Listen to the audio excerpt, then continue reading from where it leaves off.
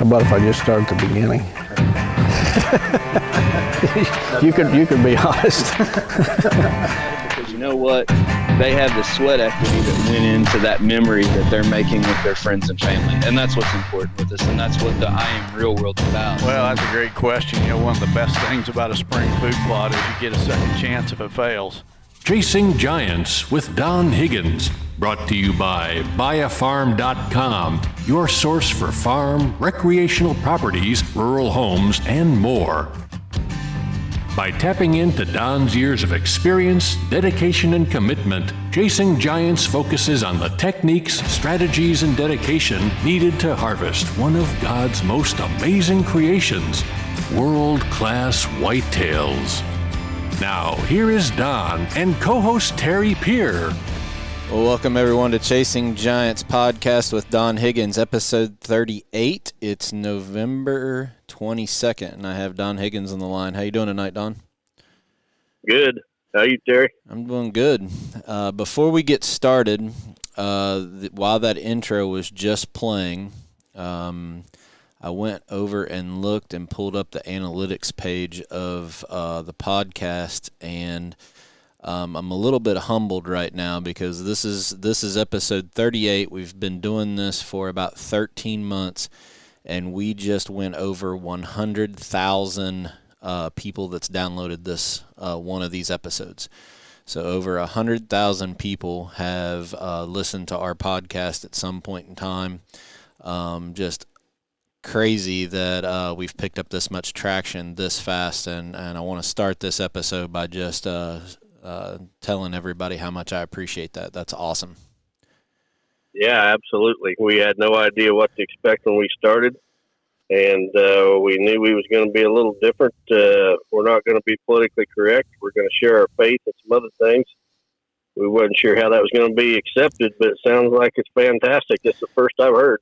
Yeah, I mean, I just literally pulled this up and saw it, and when I saw six figures, that's really awesome. And you know, when we first started this, we thought that, you know, Don was going to be the ranter and I was going to keep him reined in, and I think pretty much we end up trading off. And I've ranted a little bit. You've had to rein me back in a little bit, but there'll probably be something we rant about today, and that's all right. But at the end of the day, we hope that we're still putting out something that's entertaining, but most of all, the comments that we're getting back from people, we got one from one of our listeners tonight that he sent me. He didn't shoot a deer tonight, but he said just based on his position of his stand and his setup of stuff that he's learned from this podcast, I think he saw over 30 deer tonight within 30 yards of him, and not one of them even looked up and winded him. And he said, I would have never had that before the podcast. So we hope this is entertaining, but most of all, we hope that this gives people ideas on how to improve their hobbies in the outdoors. Yeah, for sure. You know, we're still students of the whitetail ourselves, so we're all learning, but we're at different stages, and we can help each other out. That's what it's all about. Yeah. So please continue to share us with your friends. Leave a comment, leave a ranking on whatever podcast.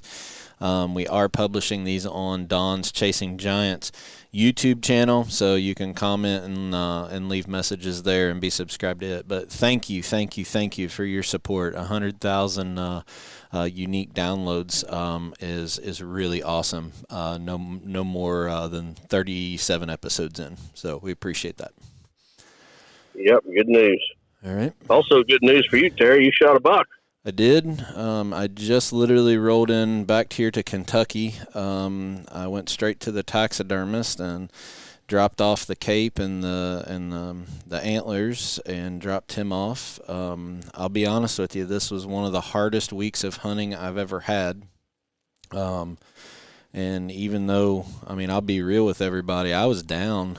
This year has just been an absolute roller coaster of adversity for me, and but it can change with just a few seconds, and that happened yesterday morning at about 8:45. So shot a good deer. I don't talk real openly about what my specific goals were this year, but I wanted to target a buck that was 160 or over with one of my tags. I have 3, and The other ones, I was looking for a 150 class buck. This one didn't quite make it. I think I texted you after I shot him and said there might have been a little bit of frustration in it because I knew he was a good frame and he had mass. He was mature, and I shot him, but I'll be honest with everybody here. I did not know that he was going to push 150 that close, but I want to just answer a couple questions that, when I posted that picture, the reason that I posted the least, like I could have taken that buck over to our buddy Kyle Harmon, and he can put that wide angle lens on the front of his camera and get like 3 inches from me and make that deer look 165 inches. The picture that I posted of him yesterday was probably the least flattering of any picture that we took of that deer, and I had the deer facing away from the camera. I had me not looking at the camera because I wanted the focus of that post to be about my wife, because if it wasn't for her, I wouldn't have even hunted that day. And to put that in perspective, I had not seen a mature deer in probably about a month. So I had an incident where I'd locked my keys in my truck. I was using an app on my phone to unlock and unlock it and remote start it, and the app didn't work. All of my gear was in the truck. So my wife, being the wife that she is, volunteered. I did not ask her, for everybody wondering. She drove halfway to Illinois and met me. I borrowed a truck and drove down and got the spare set of keys just so I could hunt Saturday morning. So I realized I didn't give a lot of information about the deer, about the hunt, but it was pretty cool seeing all those comments with people basically giving her a shout out, because she was as much to do with me getting that buck than anybody. Well, we can have plans for our season, but that doesn't mean our plans are going to go the way we want. Sometimes things don't turn out the way we want. You just got to roll with it. And, you've had a lot of adversity this year from your knee surgery and all that. Had a crossbow blow up on you when you were shooting your target buck in Kentucky. And you've had a lot of things working against you, but it's always nice to have a supporting spouse at home, and got that. So that in itself is a blessing. Right. I remember when we first started the podcast, you were doing the profile of big buck serial killers, and one of those is, I think that we talked about that you added to the end of it was, a supporting network at home. And, she doesn't hunt. She doesn't get it. She doesn't understand why I do it, but she gets me. And, I think your wife, Robin, is in the same boat. Casey's right. Casey's been hunting with me, I think, one time, and I'm not sure if we were married or dating, but she said she'd never do it again. But the buck ended up scoring about 148.5. I'm going to send him off. Don't know how old he is. We do have trail camera pictures of him, but I'll be honest with everybody, I didn't know which 8-pointer it was. Patrick and I have tried to tally up. We think we had either 10 or 11 different 8-pointers on that farm, and 2 of them were what we considered mature. I didn't know if it was one of those 2 or a different one that we just didn't have a picture of, but I'll be honest with people, after the night that I had, the frustration level that I had, I saw mass, I saw frame, and he got shot. I did not shoot him with my big new muzzleloader that I had built. I shot him with 20 gauge shotgun, and it was about a 60-yard shot. He went 20 yards and fell over in the creek. So the spot that I was in when I killed him. I don't even know how deep that ravine is. He was down in that ravine. If it wouldn't been for my buddy Patrick Simpson that was there, he actually, when I told him I'd shot one, he actually left his hunt because he knew there was no way I could even get down in there with my leg and help me get it out. So just really blessed that I have a core of really good friends that have looked out for me in multiple ways this year. Wes Delks hung that ladder stand for me in, I believe, August. So if it wouldn't have been for my friends and, of course, my wife, I would not have, even had a shot at being out there hunting, much less be able to kill a pretty good buck. I'm happy with him.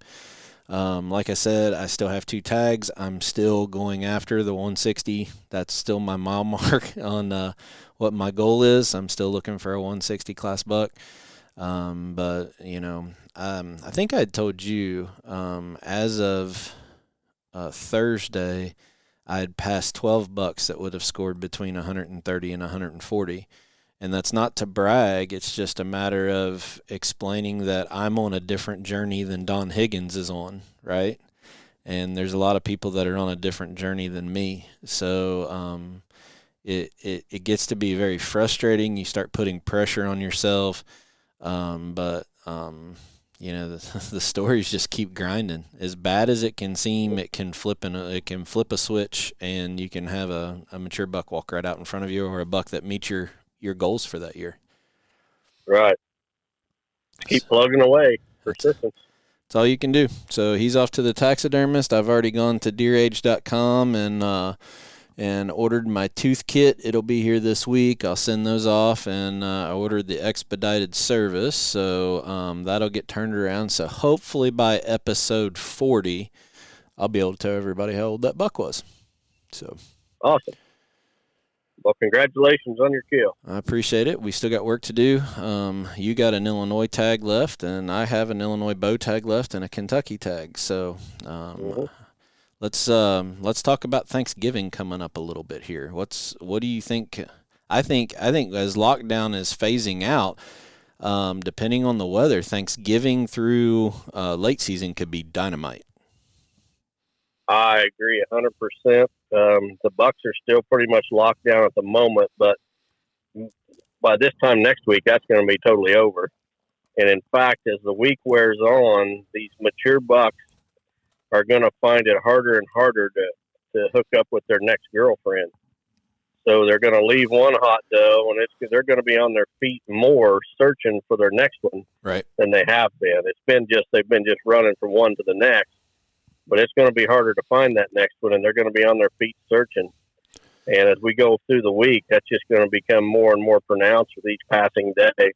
And, by Thanksgiving and next weekend, it's going to be a fantastic time to kill a giant. Right. So we got a couple things, working for us, is that the number of does that are actually in season is much less now than what it was on November 9th, 10th, and 11th, right? So the ground that they're having to cover is going to be so much more. So focusing on areas that those does are going to be, which they've been run hard the last 2-3 weeks and been pinned down, late season food source is going to be fantastic the later and the colder that it gets, right? For sure. Yep. So, typically what I see on an average year, and I know this has been anything but an average year in more ways than one, right, but typically what I'll see is about the 1st of December, last couple days in November, the bucks, they've been searching for does because the does are harder and harder to find, and then they just almost quit around the 1st of December, and they almost just lay down for 2 weeks to recover from what they've been through. I think that's the equivalent of us taking a nap, isn't it? Pretty much, yeah. But they do it for 2 weeks.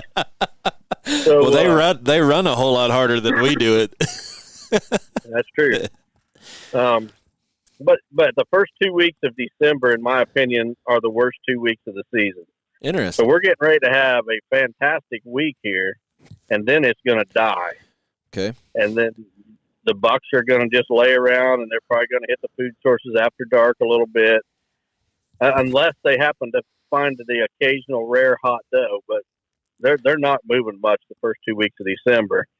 And then as we start approaching Christmas, if you can get some cold spell or cold weather, cold front comes through, then that's really going to put them on their feet in the afternoons, headed to those food sources. Gotcha. So, well, let's talk. I want to ask you something. There was something I thought about in the stand this week. And last episode, last Sunday, we talked about the lockdown and spent quite a bit of time on that. But through this week, the amount of messages that people have sent me through social media has been crazy when they say they're frustrated that they're not seeing bucks and they're seeing a bunch of does in food sources. And it hit me late in the day, and please, to our listeners, do not take this as a bash. This is just a learning experience and possibly an observation I think that might help you. I think that for some of our younger hunters that are looking out with their binoculars or whatever and seeing deer without horns in a food plot feeding, they're not recognizing the difference between fawns and does. And it kind of goes back a little bit. And what ended up happening is somebody had sent me a message on social media saying, I saw 5 does in the food plot and not one buck came and checked them. And my response back to them, are you sure they were does or were they fawns? And he says, I don't know. How do I tell the difference? And it made me think a little bit back to that conversation we had last week about, the mom will get run off and pinned down and locked down somewhere else while the does are sitting there waiting for mom just feeding. And I think for young hunters, that might explain maybe a little bit about what some young hunters are seeing when they say they're seeing all these does and no bucks are coming to check them. Right. And I hear the same thing. Somebody will say, well, I seen 10 does on this hunt. I can't believe there wasn't a buck with them. Well, the reason for that, there was probably one hot doe in the area and every buck in the area was with her. Right. So, they use their nose the way we use our eyes, and they smell that hot doe. Every buck around running that direction. So we obviously have a lot of new listeners. I want you just real quick before we move on, I want you to just to touch real quick. We've talked about this before, but talk about how those yearling does, the ones that are out by themselves that we see during lockdown feeding, when do they come in cycle, and how does that relate to people that say, oh, I saw a buck chasing in January or over Christmas break? For the new listeners, just give us a quick rundown of when do those yearling does come into heat? How does that all work into the equation, and what some people say is a second rut? Well, the doe fawn comes into heat when she reaches a certain body weight, roughly 80 pounds, and different doe fawns are going to hit that at different times. It's going to be 100% random. It's not going to be concentrated 30 days after the main rut or anything like that, the whole second rut theory. It's going to be 100% random. And in my observations over the last 40-plus years, I believe that most doe fawns are going to hit that weight and come into their first estrus cycle in January. More will hit estrus in January than any other month. But I've seen them, in February and even March, enter that estrus cycle and get bred. And some will in December, maybe a earlier born fawn or a fawn that was a single, so she got all her mother's milk instead of having to share it with a twin. Some of them may hit that 80-pound mark sooner and come in December, but it's 100% random. It's not like there's, right, the moon or something brings them in heat. So you just never know when it's going to happen. But when it does, they're going to have the attention of every buck in the area. So I wanted to circle back on that. We've talked about that before, but for our new listeners, and we're right in the middle of this, coming out of this lockdown phase, to try to help people understand these does that you're seeing. Number one, are they really a doe or are they a fawn? And then also, if you see that chasing going on in December, January, maybe even in February, why that is going on. So really good information that I think a lot of people just really don't understand. So hopefully that helps you guys understand this lockdown and the phase of the rut a little bit better. Speaking of Thanksgiving, I'm really excited. I'm kind of hurt, honestly. I haven't even seen the raw footage of Mel getting shot yet. I guess I'm going to have to wait for Thanksgiving Day too, along with everybody else. Mel's video is going to come out on Thanksgiving, right? Yeah, it is. And I just got to watch a preliminary version of the hunt this afternoon. Steve Shields, who's producing this video, sent it to me for comment, and I'm extremely happy with the job Steve's done. Look good. And he's not even done yet. He still has to cut in some B-roll footage and some trail camera photos and things. But fantastic. I'm telling you, what I've seen, it's the best video I've ever been a part of. Awesome. And not that I'm a TV star or anything like that, but I'm extremely pleased with how this video has turned out. And did the footage you're even on there, Terry. Did the footage of me filming him last year, could you pick up the noise of the blind shaking because I had a 216-inch deer in front of me that you weren't shooting? Did that make it on the cut? Well, that footage is on there. You can't. The camera's not real steady, so I don't know if he used.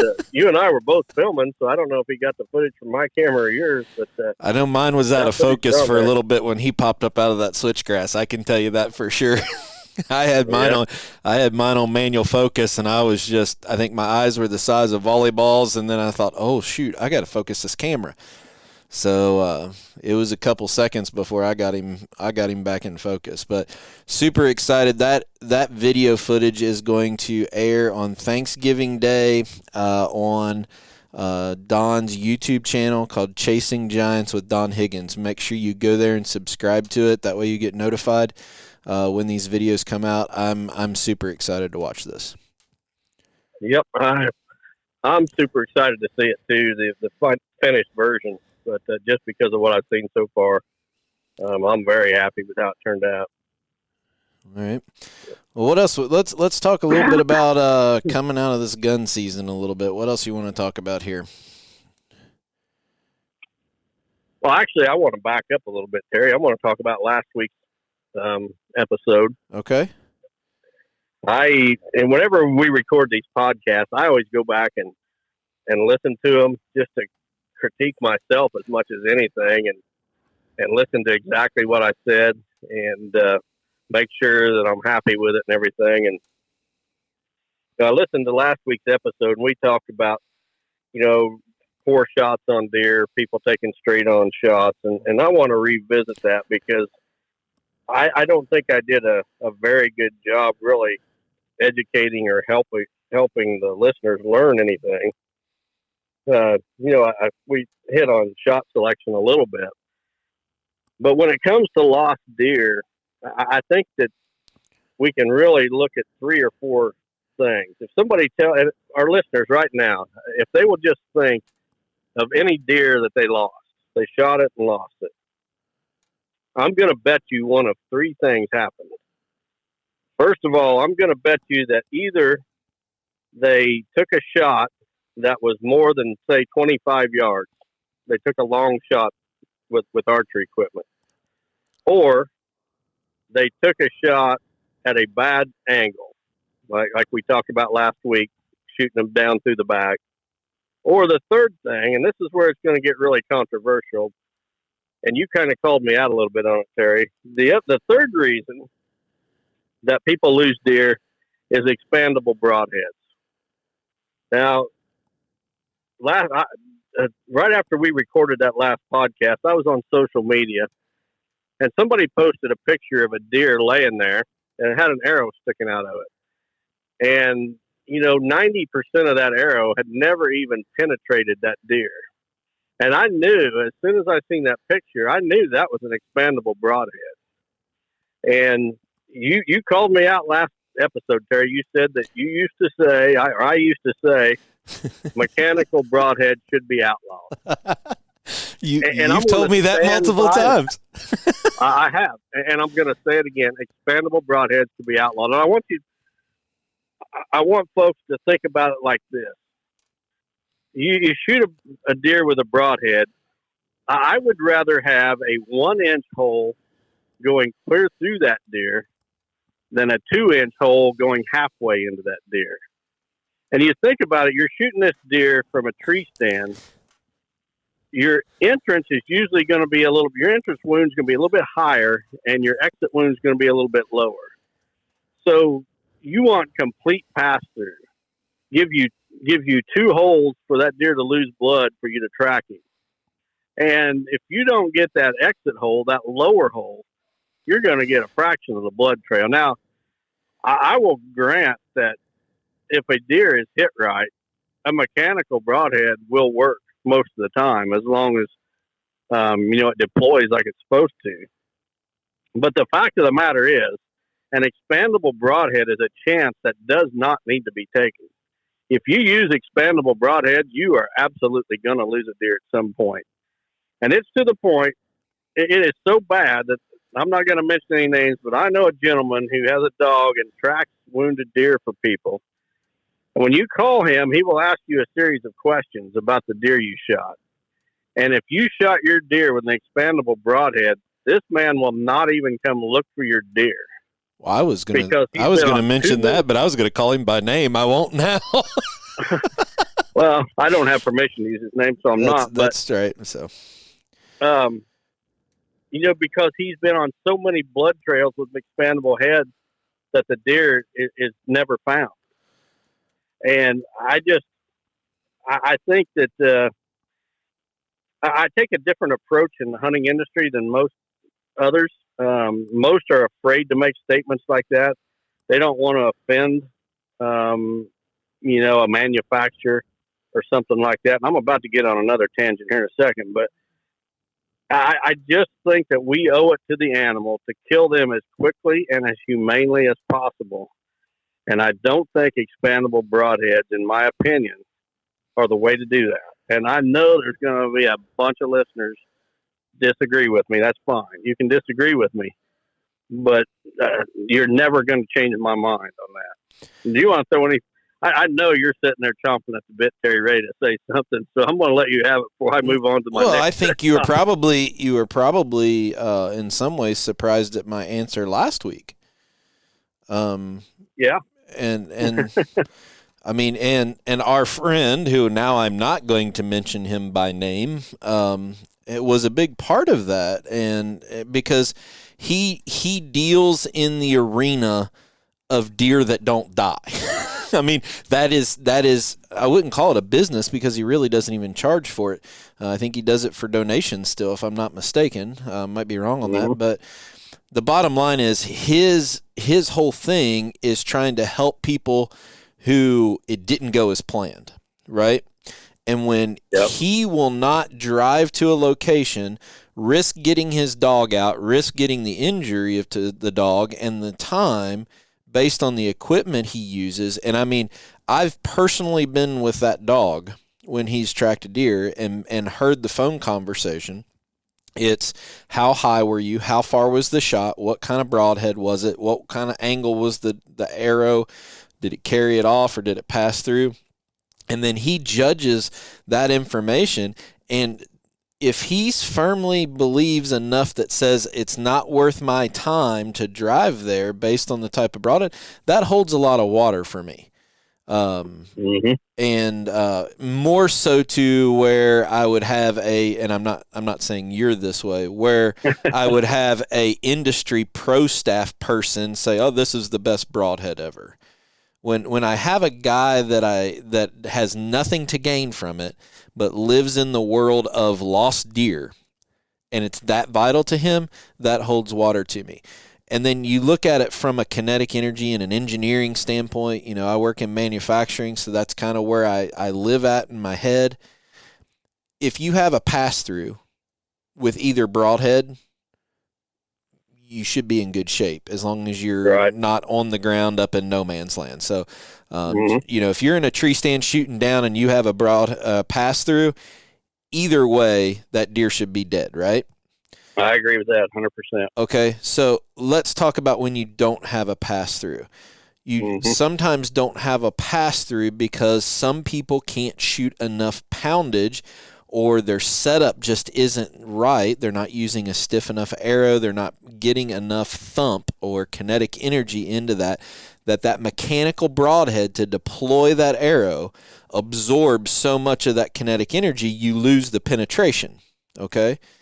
The second thing is if you have basically a puncture wound where the broadhead hits the animal and the arrow comes back out, when that arrow comes back out, it also folds back up just like it went before it went in. So therefore you have a hole going in and they fold up and they come back out. Think about it this way. If that happens for some reason with a fixed blade broadhead, I'm ripping and tearing as I'm pulling back out. Mm-hmm. Right? Let's look at a opposite side shoulder hit. If I go through and I lodge into that other shoulder, I would rather have a fixed blade broadhead that's in there grinding up and eating up that shoulder, cutting more arteries and blood vessels than I would something that's going to fold back up. I did see a interesting picture on social media, and I have no idea if it was true. I have no idea if it was propaganda from a fixed blade broadhead company, but it was actually a picture from a meat processor that had a bucket of broken arrows with all of mechanical broadheads that were inside of deer that they were processing. And I thought that, I was like, wow, that's pretty powerful stuff if it's really true. So I have no problem with your opinion. I think that there is a lot to it. I think that, I probably have a little bit different opinion than you and a lot of difference than other people, but doggone it, it's such a... I keep going back to what your buddy told us. It is not supposed to be easy. This sport and hobby that we're trying to do, where we're trying to get close enough to a mature animal, we do all of this work, and you take the shortcut or the gimmick, which is the final deal to close it, and you're going to use something that has more risk. I don't agree with. So. Well, and I'm glad you brought up kinetic energy, because a lot of guys, bow hunters, guys, girls, whatever, they want to put those expandable broadheads on a light arrow. Yep. And I'm a heavy arrow guy with a fixed blade broadhead, sharp as can be, clear out to the tip. And, when it comes to kinetic energy, the best example I ever heard was, let's say there's a snowdrift, and you and I go out to a snowdrift, and in my pocket, I pull out a golf ball, and I hold that golf ball head high and drop it down into the snow. How far is it going to penetrate? And then I hand you a ping pong ball, and I tell you to throw this ping pong ball into that snowbank just as hard as you possibly can. Which one's going to penetrate the best?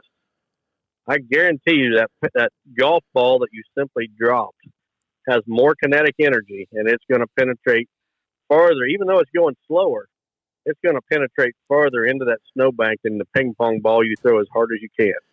Yeah. And it's the same way with light arrows versus heavy arrows.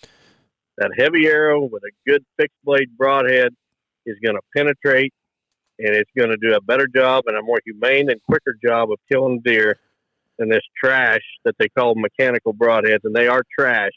If you guys got a mechanical head, you need to take them off your arrows right now, and you need to walk over to the trash can and throw them away.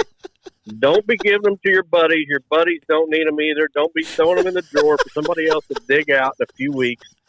Throw the junk in the trash. They're trash. They're absolute trash. Nobody else in this industry is going to say it. I'm going to say it.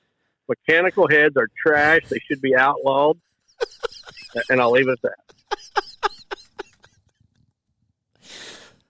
Well, you ready to move on? Because I'm not done yet. That made my night. Let's go. Come on, keep priming that pump. Okay. I want to talk a little bit about this idea in the hunting industry that's being promoted, that we need to be recruiting more hunters. Now listen, I am all for anyone that wants to hunt. I'm all for it 100%. If someone comes to me and wants advice or help or whatever, because they want to get into hunting, I am going to help them all I can. But we need to really look at, why is the hunting industry promoting the recruiting of hunters? Hunters are never going to have the political clout. They're never going to be in the majority, ever. All these people want to do is sell more equipment. Exactly. They want more hunters so they can sell more equipment.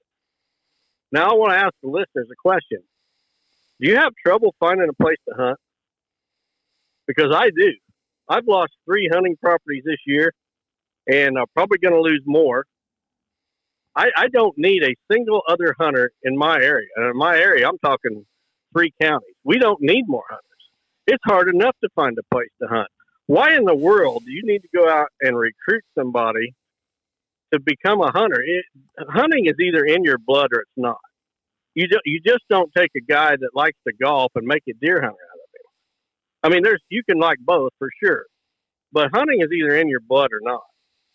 And this idea that we have in the hunting industry that we need to be recruiting more hunters is a bunch of garbage too. It needs to go right in the same pile with mechanical broadheads. I think that, and I'll just leave it at that. Well, I'm going to ask you for a little bit of a clarification on this. Okay. I think if I know you, what you're implying here is when you say recruit a new hunter, you're not talking about introducing the outdoors to kids. You're talking about going and finding other adults. From what I know of you, you're all for taking your kids and introducing kids into the outdoors and stewardship. That's not what. And if I don't make this clarification, I think a bunch of people are going to jump on you. You are absolutely right. I am all for taking a kid hunting. And if that kid ends up liking hunting, then keep on taking them. But, I took both of my daughters when they were young. My oldest daughter liked it, and she continues to hunt to this day. My youngest daughter did not want anything to do with it, and I never forced it on her again. Yeah. I wanted her to experience it, at least once. But if that interest it's in your blood or it's not. Yeah. And to try to recruit people that really have no interest, I think is almost detrimental. Well, I think you could totally turn them off. It goes to 2 different things. I think the companies are so, from a business standpoint, these companies, consumers have to realize the more gimmicky these products are, the more profit margin is really in them. And I challenge someone to prove me wrong on that. The more gimmicky you go to trade shows and you see this garbage that the rear view camera for your tree stand, and I mean just crazy stuff that people have come up with as a gimmick to try to make this sport easy. When companies pick that up and start mass producing it, the more gimmicky it is, the more margin it is. So I think that ploy to get more people that want that quick fix, that quick satisfaction that they're going to start hunting and then all of a sudden go to the point where they're targeting a 180-inch deer every year, those are the people that want, every Joe, Dick, and Harry to be a hunter. The second thing is, and I'll be the one to call them out, our states have gotten to where they're making decisions purely on the revenue stream that hunting tags and licenses are providing to the state, because absolutely half of these states are running in a deficit budget. So let's make a gun season 3 weeks long in the state of Kentucky right during peak rut. Why? So they can sell more tags. Yep. They want to encourage us to take all these people hunting. Why? So they can sell more tags. I'm an out-of-state hunter to the state of Illinois, and I go up there and buy 2 tags every year. There's times when I shouldn't be allowed to do that.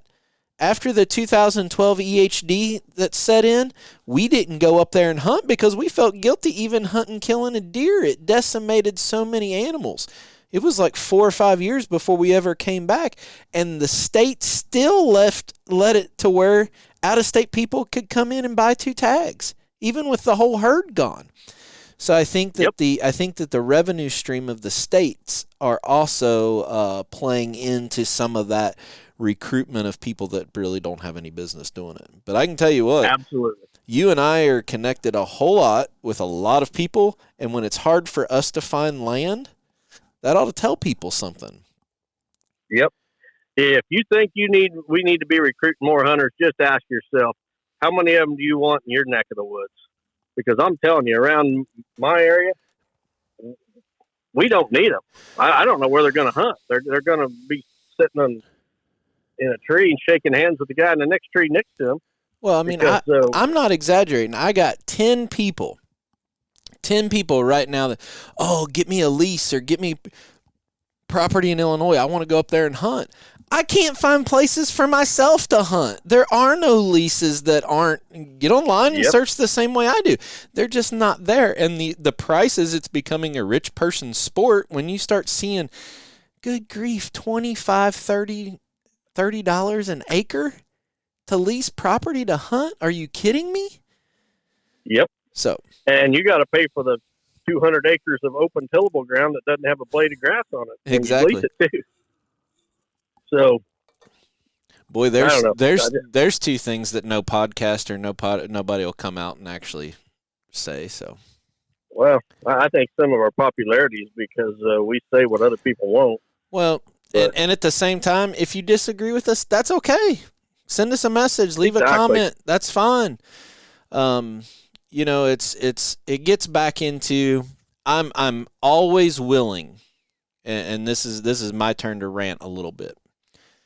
I'm always willing to have the crossbow debate with people because there's a lot of purists that are anti-crossbow, even for disabled people. I don't think that there should be open season for crossbow. I think it should be a separate season. And I'm willing to go and discuss it. But when then it usually ends up turning into a moral and ethics discussion is usually where it goes. And I'm perfectly willing to talk to people and have that conversation. But I tell you what, within the last month, 2 people have compared crossbow hunting with abortion. And I'm just telling you, if you are relating a deer season or a rule within a deer season to murdering an unborn child, that I'm done talking with you because that's the stupidest comparison that somebody could even have when you're talking about murdering somebody, especially an innocent unborn baby. I'm not even going to entertain that. But outside of that, as long as you don't bring up and compare abortion to crossbows, I'll be happy to talk with you about it. I'm serious. It's happened to me a couple times within the last month. I'm like, are you kidding me? I think you might be taking it out of context just a little bit because I think the point is that some people have the idea that if it's illegal, it's okay. And I think abortion is the example that no, abortion is legal, but it's not okay. Now I get what you're saying, and I agree. They're totally two unrelated issues. But I think the point is that just because something is legal does not make it okay.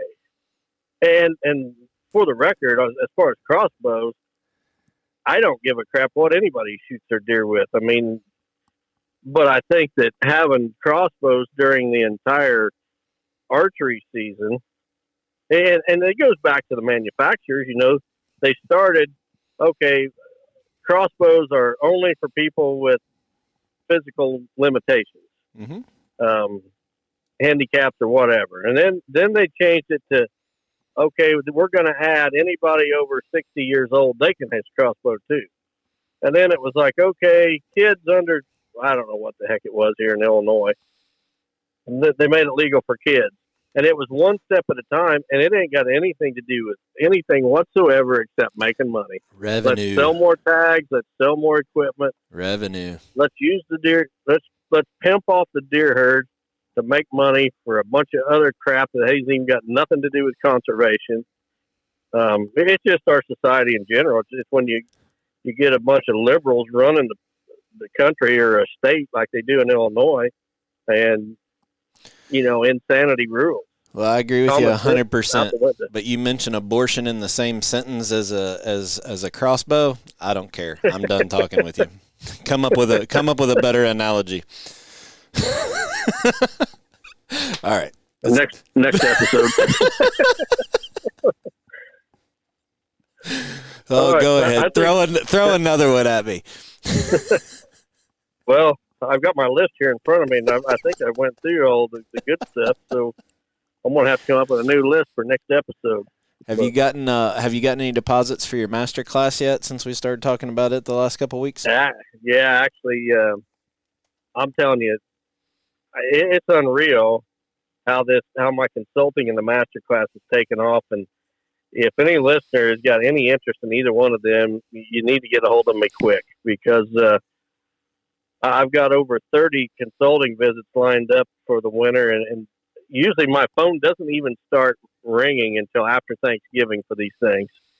And I've already got, I can handle about 50 a winter. So I'm well over halfway there. And as far as the master courses, I've already got people signed up for every course. They're going to sell out. And interesting enough, I got an email this week. A lady didn't know what to buy her husband for Christmas. And she sends me an email and says, I know he loves your podcast and he mentioned he'd like to come to your course. And she says, that's what I'm getting him for Christmas. So you got to make a gift certificate for him. Yeah. Cool. I told her that I'll send her one of my brochures that she could wrap up. But anybody out there listening, you need to give your wife a hint for what to buy you for Christmas. There's an idea I never even thought of. Well, I'm a little concerned, actually, because somebody indirectly volunteered me to smoke meat for the master classes this year. So I'm not sure if that's going to happen or not. We haven't talked about that, but need to get a handle on how many people we're feeding too. So. Yeah, well, I am going to increase your pay, so you may get an increased list of duties too. So. Camp chef will be one of them. Camp chef.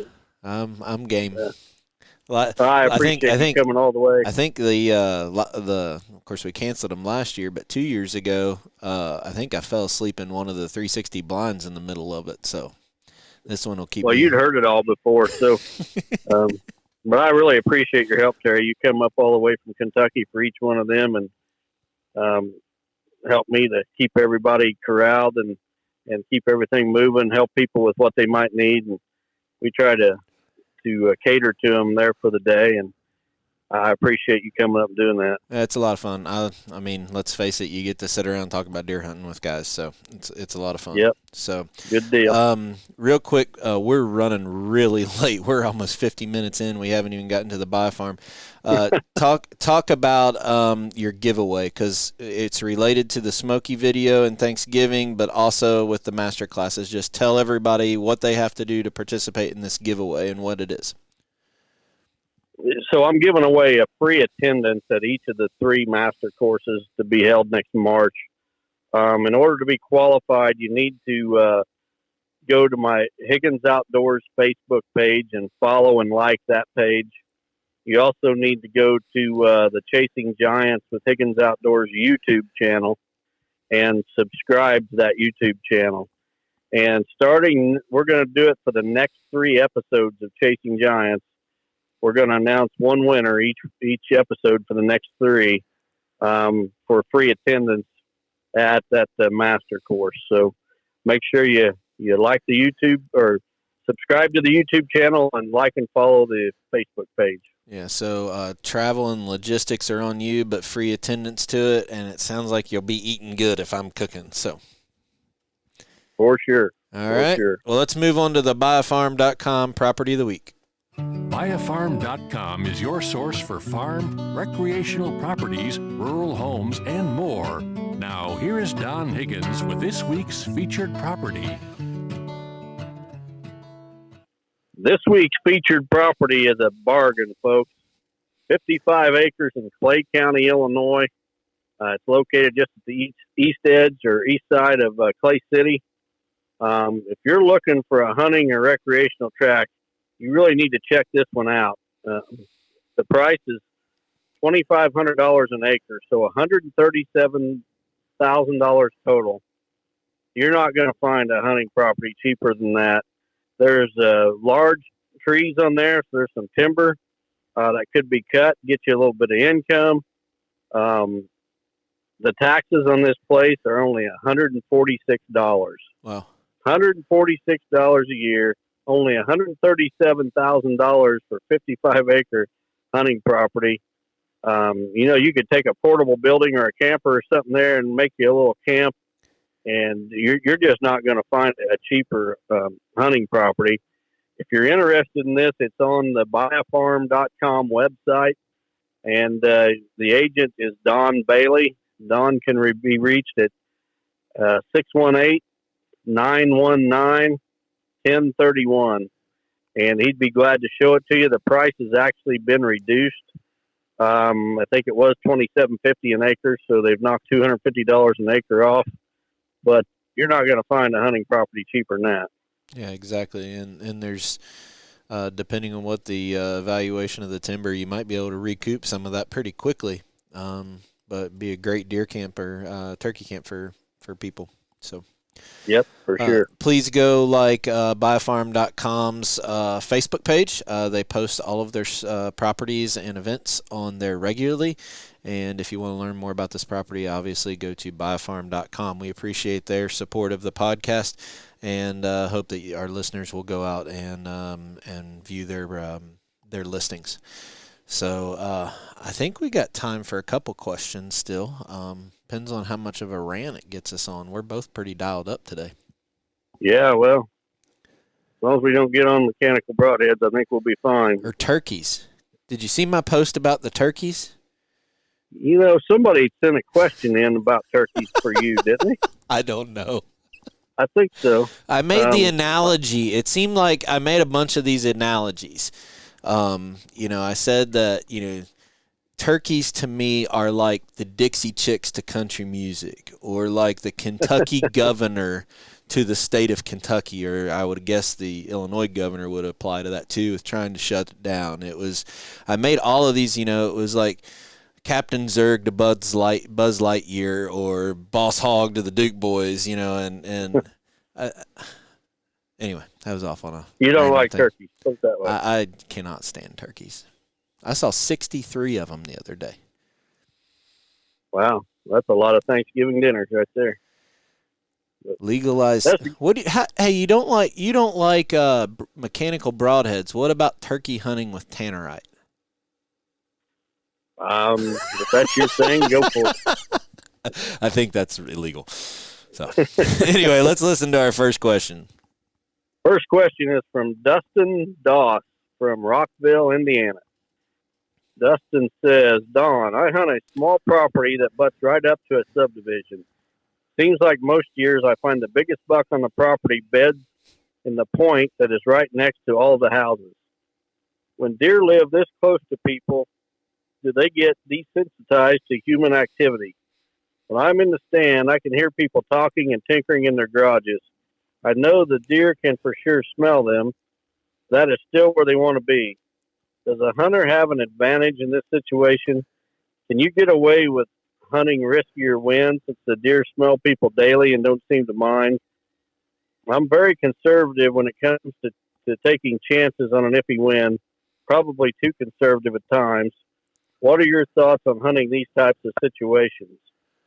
Dustin, first of all, a mature buck, he knows the difference between a guy mowing his yard, raking his leaves, walking his dog in the subdivision, whatever, and the smell of some man in a tree or a hunter in his woods. He knows, in other words, he knows where those people do not represent a danger and where they do. He's there because he feels safe. Exactly. Yep. So the people in the subdivision are not a threat to that deer, but once you get into his domain, then you become a threat. And he absolutely, you don't want to take a chance hunting riskier winds. I guess that was your question. You still need to take every precaution. As far as, what was your other question here? Does it desensitize to human activity? I think it can to some degree.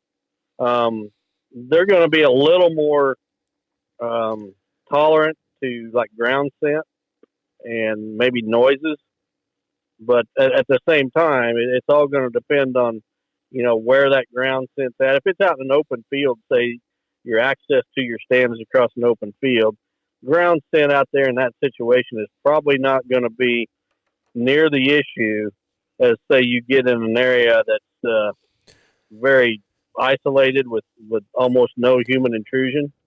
Then every time a deer comes across your scent, he's gonna go on high alert. So there probably is some desensitized. Well, say that word again. Yeah, exactly. Desensitized. There you go. There you go. They probably do get some desensitized to some degree, but as far as does the hunter have an advantage, maybe a little bit, but you still need to keep playing the wind and be conservative and not push your luck there. I mean, deer are one of the most adaptable creatures in God's creation, and they go and live where they feel safe. And if that circumstance or environment changes with somebody doing something that's not normal, they're going to know it. Yep, for sure. Great question, Dustin. Let's move on. Maybe we can get another one or two in here. All right. Next one comes from Levi Wentworth from Atkinson, Nebraska. Levi says, "Hey, Don and Terry, I love the podcast. When you are trying to learn the wind for certain stand sites, is there a way you do that? We have deep draws and a lot of cedar trees, and they affect the wind a lot. Also, do you use like milkweed to see if eddies or thermals certain times of the day? Thank you and God bless." I have first of all, I don't have the same type of terrain that you described here, Levi, but my approach is probably one that you can use there. I'm sure it is. So what I do at my home, I've got a weather sock or wind sock, and I will note the wind direction before I head out to hunt. You need to do the same. You need to have a wind sock at your house. So let's just say, for example's sake, that you've got a west wind at your house. So you go out and hunt, and you've got the milkweed seed with you, and you get there and you think it's good for the west wind, but you turn that milkweed seed loose and the wind is doing something totally different than what you expected. You need to note what it's doing at that location with a west wind at your house. So the next time you got a west wind at your house, you know what's happening at that stand location. And it's probably going to be a matter of taking notes for every stand site you got. But in the rough terrain like you're describing, I don't know what else you can do. You need that reference point. That reference point is the wind sock at your house. And then you go to your stand site and see what that wind's doing at that specific location. That's great advice. One of my buddies bought a new piece of ground here in Kentucky this year, and it's got this really, the property is phenomenal, and the entrance point is in this bottom along a creek bank, and then there's this huge big hill that runs down through the middle of the property with another bottom on the other side, and then they come around and join out at the end, and it fades off in this tall ridge. And, I just looked at it and I was like, man, I do not know what the wind is going to do. And we had that exact same conversation. I said, you need to get on Amazon or go buy you some wind socks, put one in this bottom, put one on the top of the hill, and put one in the other bottom, and go and monitor and look and see what these winds are going to do based on that terrain. But I told him, I was like, you can do that any time of the year. Get those things up in the off season and look at what the wind's doing in February, March, and April. Don't wait till hunting season. Right. When you got a deer bedded up, you can do those evaluations of what the wind's doing based on terrain. Absolutely. At different times of the year, and not go burn a stand out because you're not sure what the wind's going to do. Once you've gone in there and thrown that milkweed up or used your powder, you're done. That's a great point, Terry, and a great idea. So you got your stands up, let's say, on your property. Well, say some Saturday and you got free time, you look out, the wind's out of the west. So go to your property and climb up in every stand on the place and take notes. Take your milkweed seed with you or whatever and take notes. So if you do that a few times, then you should have notes for every single wind direction at every single stand site, and you're doing it outside of hunting season.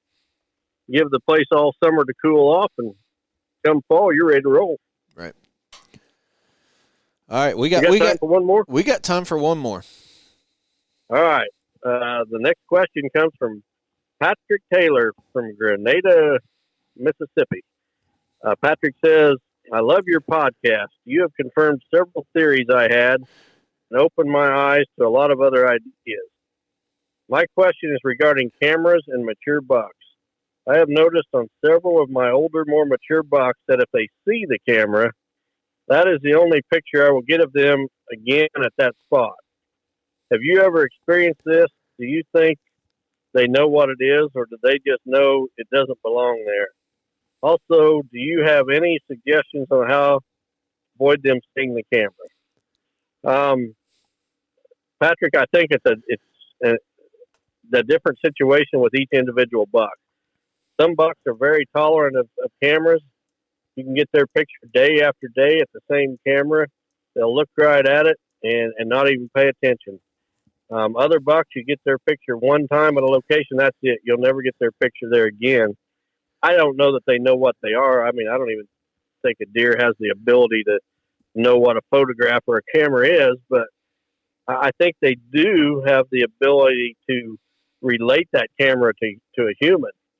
And, the human scent or the ground scent that's left as people come in to check their cameras or whatever. Maybe it's even the person spooking deer as they're there checking the camera. But I'm sure they relate the camera to people. As far as what you can do, I've said this before, I think you can hang your camera a little bit higher. I like to take a couple of screw-in tree steps, and I'll get those cameras up about 8 foot or so, angled downward. The other thing is I don't point it down the trail where the deer are walking right to the camera or straight away from the camera, but I'll get the camera off to the side of the trail and point straight at the trail, from a side angle, a 90-degree angle or whatever. And so the deer aren't facing it. As they're going up and down the trail, it's to their side, not right in front of them. So that's the best advice I can give you on trail cameras. And Terry, I think you had an incident just this week where a mature buck, you had a camera on a tree, a cellular camera, and a mature buck came, and didn't he work your camera over? Yeah, he actually came up and rubbed the tree and you know that you had a trail camera on that tree. That's why I put the cell camera there. It's not even that you could get into it very close, but he got in there and just thrashed it and ended up breaking the back of course, it was one of the cheap commodity cameras, so the case wasn't real solid, but yeah, he thrashed it. I forget what day that was on. Was that must have been Wednesday night, in the middle of the night, I believe. But yeah, he came in, and I went back the next day because the camera was turned upside down, and to put it back on, and he had the bark rubbed off the tree from the ground to the base of the camera. Well, and that's a perfect example of different bucks are going to react to cameras differently. Another buck might have seen that camera and hightailed it out of there. Well, and there's another point that you just made, and I'll make this quick. We have a lot of friends in the industry, and whether they're not sponsored, they're just friends of ours. And the guys at Exodus Trail Cameras do a really good job. They're not trying to sell their cameras. They're trying to educate people on how to place their camera setups. And if you go to their website on their blog, they actually have one full blog written about how putting a camera perpendicular to a trail, not parallel, meaning not facing down the trail where the deer is coming or going, but at a 90 degree like Don was just talking about, how that is also not only for protection of the deer not spotting it, but how the photo sensor in these cameras works a whole lot better. So it's just a little nugget out there, not an endorsement, not a sponsorship. It's just more facts of people that kind of get on the nerdy side of the electronics and how they're designed. Might help you with your question, Patrick. So go to the blog section of Exodus Trail Cameras and look for that blog about placement of trail cameras. You'll get a lot out of it. Yep. All right. Well, That's this 3 week- questions and a whole lot of ranting. So maybe next time people understand how you feel about mechanical broadheads. Well, I just hope the next time I get a question, and that all stemmed from a submitted question. Okay. Last episode, who was it? Calvin Hurtis sent a question in about that, and I actually tried to take the politically correct approach, and I'm not politically correct very often. And I took when I listened to it later, I was pretty disgusted at myself because I don't think people are following us because they want the politically correct answer. I think they follow us because they know they're going to get our true feelings, that, whatever we feel in our heart is going to come out. And I appreciate that kind of listener. And I feel I let them down last episode, and I wanted to come out today and make up for that. And I think I did. So I'm probably going to be hearing from a few broadhead companies this week, but that's okay. I'll tell them to throw their stuff in the trash if they. Well, there's one thing about it. Company. We have companies coming to us asking to sponsor this podcast. And if we don't believe in it and we don't use it and we wouldn't buy it ourselves, we're not talking about it. I mean, it's, we just gracefully decline and say we're not interested in the sponsorship. That's the integrity that we hold, that we've all held. And, even your deal with Matthews is the same. I mean, your partnership with them was a long time, and, you've never shot another bow since. I'm glad you brought that up, and I know we ran over time, but I got to say this. I posted some pictures on social media of Mel, the buck I shot this year, with the new Matthews V3. So this is the first time that Matthews has ever sent me their new bow before it was released to the public. They've sent me a new bow for several years, but this is the first time that I ever got one ahead of the release. And I was supposed to get the bow back in September, but I did not get the bow until just a few days before I shot Mel. And I did not feel comfortable switching bows in the middle of season. So I went ahead and I hunted with my old Matthews bow. However, I took some photos with the new V3 because I felt that Matthews has been so loyal to me over the years that I felt I owed them that. They thought enough of me to send me that bow ahead of the release. Even though I didn't hunt with it, I felt I owed them the photos. Some people on social media thought I was trying to mislead. And if anybody thought that I was trying to mislead them, I promise you, I'm going to be the most honest person that you've ever met in this industry. I was not trying to mislead. I just felt I owed it to Matthews, and I want to clear that up right here. I did not shoot that buck with the V3. Never claimed that I did. I shot it with my old Matthews Z9, actually. I do intend to start shooting this V3 as soon as season's over and use it next year. But that's what happened. Anybody that saw those pictures and had any questions about it, well, there's my story. The post was about the release of the bow. The post wasn't about necessarily Mel, but right.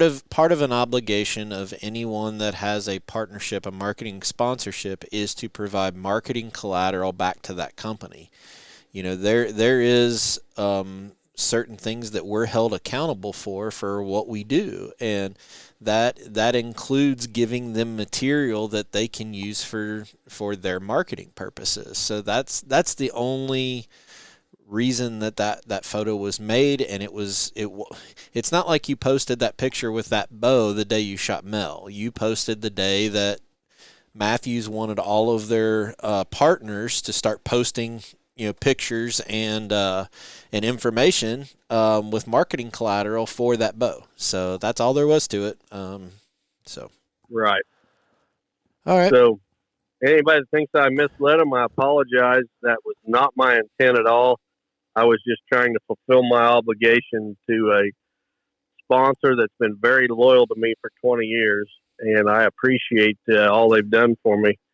And that's that. All right.